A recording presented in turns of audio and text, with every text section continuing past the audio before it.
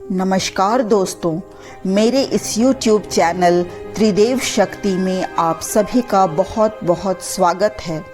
आज के इस वीडियो में आप अनंत चतुर्दशी की पौराणिक कथा का श्रवण करेंगे, जिसके सुनने मात्र से ही सभी कष्ट दूर होते हैं और मनवांछित फल की प्राप्ति होती है। सबसे पहले आप सभी को अनंत चतुर्दशी के पावन पर्व की हार्दिक शुभकामनाएं। भाद्रपद के शुक्ल पक्ष की चतुर्दशी को ही अनंत चतुर्दशी के नाम से जाना जाता है। इस दिन श्री हरि विष्णु के अनंत रूप की पूजा की जाती है। अगर कोई व्यक्ति नियम पूर्वक इस व्रत को 14 वर्षों तक लगातार करता है तो उसे विष्णु लोक की प्राप्ति होती है। भगवान सत्यनारायण के समान ही अनंत भगवान भी भगवान विष्णु का ही एक नाम है। इसी कारण इस दिन सत्यनारायण भगवान के व्रत और कथा का आयोजन किया जाता है। अनंत चतुर्दशी के दिन ही गणपति विसर्जन का धार्मिक समारोह होता है, जो कि लगातार 10 दिन के गणेशोत्सव के समापन का दिवस होता है। इस दिन भगवान गणपति की प्रतिमाओं को बहते हुए जल वाली नदी, तालाब या समुद्र में विसर्जित किया जाता है। यह वही मूर्तियां होती हैं जिन्हें लोग गणेश चतुर्थी वाले दिन घरों में स्थापित करते हैं। आइए अब शुरू करते हैं अनंत गुना फल प्रदान करने वाली अनंत चतुर्दशी की कथा। तो प्रेम से बोलिए श्री हरि विष्णु की जय। एक बार महाराज युधिष्ठिर ने राजसूय यज्ञ का आयोजन किया। उस समय यज्ञ मंडप का निर्माण सुंदर तो था ही, अद्भुत भी था। वह यज्ञ मंडप इतना मनोरम था कि जल व थल की भिन्नता प्रतीत ही नहीं होती थी।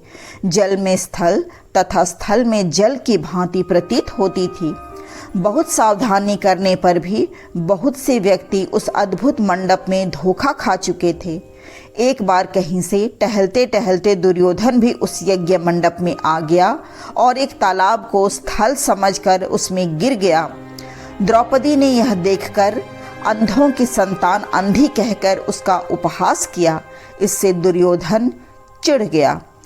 यह बात उसके हृदय में बाण के समान लगी। उसके मन में द्वेष उत्पन्न हो गया और उसने पांडवों से बदला लेने की ठान ली।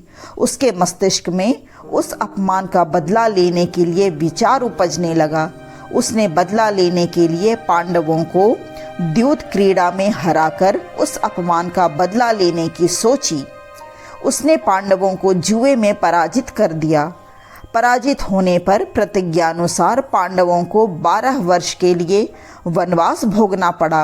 वन में रहते हुए पांडव अनेक कष्ट सहते रहे।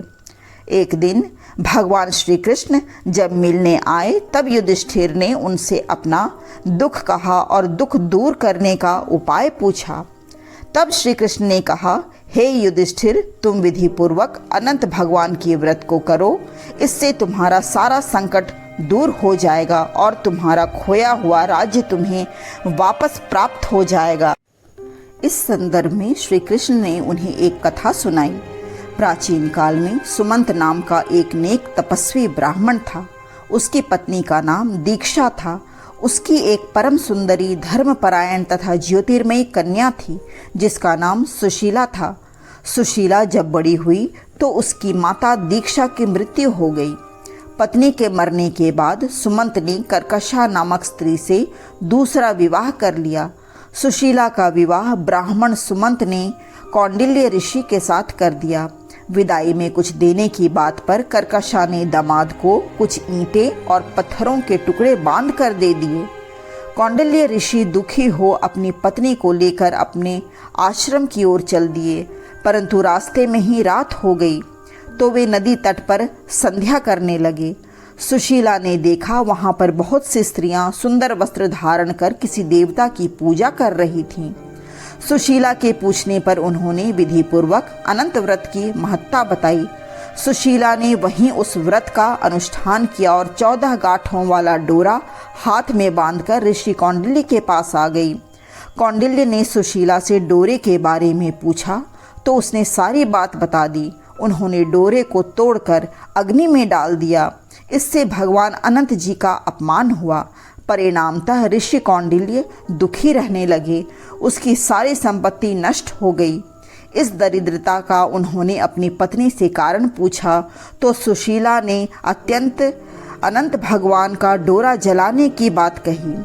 पश्चाताप करते हुए ऋषि कौंडिल्य अनंत डोरे की प्राप्ति के लिए वन में चले गए। वन में कई दिनों तक भटकते भटकते निराश होकर एक दिन भूमि पर गिर पड़े। तब अनंत भगवान प्रकट होकर बोले, हे कौंडिल्य, तुमने मेरा तिरस्कार किया था, उसी से तुम्हें इतना कष्ट भोगना पड़ा। तुम दुखी हुए, अब तुमने पश्चाताप कर लिया है।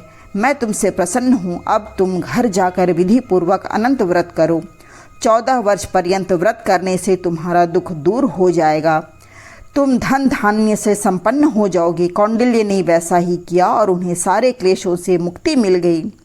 श्री कृष्ण की आज्ञा से युधिष्ठिर ने भी अनंत भगवान का व्रत किया, जिसके प्रभाव से पांडव महाभारत के युद्ध में विजयी हुए तथा चिरकाल तक राज्य करते रहे। इस प्रकार से अनंत 14 व्रत का प्रचलन शुरू हुआ।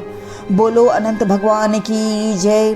इस प्रकार अनंत चतुर्दशी की कथा पूर्ण हुई। अगर कथा अधूरी हो तो पूरी करना, पूरी हो तो मान करना। कथा में यदि कोई गलती हो गई हो तो हे प्रभु मुझे क्षमा करना। आइए अब शुरू करते हैं अनंत चतुर्दशी की पूजा विधि। अनंत 14 के दिन प्रातःकाल नित्य क्रिया से निवृत्त होकर स्नान आदि करके एक चौकी के ऊपर मंडप बनाएं। उसमें अक्षत सहित कुशा के 7 कड़ों से शेषनाग सहित भगवान विष्णु की प्रतिमा को स्थापित करें। भगवान विष्णु की प्रतिमा के पास 14 गांठ लगाकर हल्दी से रंगे हुए कच्चे डोरे को रखें और गंध, अक्षत, पुष्प, दीप नैवेद्य से उसका पूजन करें। यह 14 गांठें 14 लोग को निरूपित करती है। उसके बाद अनंत नारायण भगवान का ध्यान करके इस शुद्ध अनंत डोरे को पुरुष अपनी दाएं भुजा में और स्त्रियां अपनी बाएं भुजा में बांध लें। यह 14 गांठ वाला अनंत डोरा अनंत फल प्रदान करता है। भगवान विष्णु की पूजा करने के पश्चात भगवान विष्णु के 108 नामों का पाठ भी करना चाहिए, तो इससे मनवांछित फल की प्राप्ति होती है और भगवान श्री हरि विष्णु प्रसन्न होते हैं और सुख संपदा, धन धान्य, यश वैभव, लक्ष्मी, पुत्र आदि सभी प्रकार के सुख प्रदान करते हैं। इस प्रकार अनंत चतुर्दशी की कथा और पूजा विधि पूर्ण हुई। यदि आपको वीडियो पसंद आई हो तो कमेंट में ओम नमो भगवती वासुदेवाय नमः अवश्य लिखें। वीडियो को लाइक, शेयर एंड सब्सक्राइब करें।